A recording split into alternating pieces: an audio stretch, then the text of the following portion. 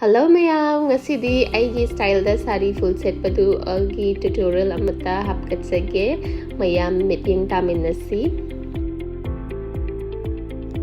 Blouse, petticoat, high heels tonggadabadu hana set pirani aduga sari akoina pamba set kadabadu lauthoani sina khwaidagi manungi mapaduni len se moi ki sari se khara sangbani na akoina chagadaba khwang da khara jaraga khoi gi khong maton se uhandabi da ko kitang cholap na set paduna khara nungai bane satpada su yengbada su mi se wangba man bane aduna aigi di khong high heels se uhandaba to su uhandaba duga sumaina round ama yepani yepalora kanda akhoi aroiba keno se paisalani pulapna phi se mapa chana baidana horen pallu sembada sidi roughly sumaina semaga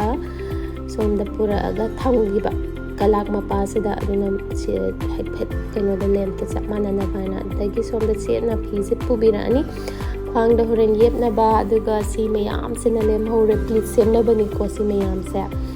aigi se kitang sangiba male sari se pleats taruk muk chong thorakado male normally di mari muk chong thokpani sumaina paisan biraga jom nik piraga di masana masagi maphumda dum tagi pop nauna pleats sing se daga yep kadaba mapa da sumaina pairaga yep san birani daga manung dagi flatten oihan bat natraga di pom thoga leirani puk maya sida siloi khre aduga somda phize pajana chinga ani adu sise makhage je jom lauraga di ko pom thoga leibani ba side ta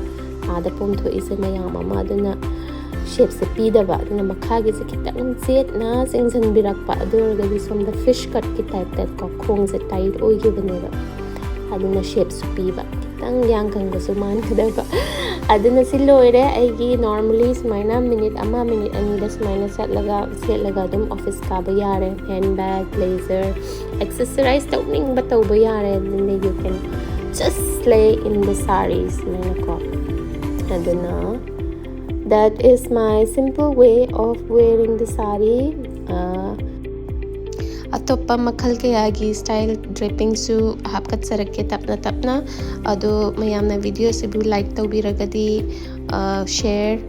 tawbiyu aduga support tawbiyu haina ningsingzari.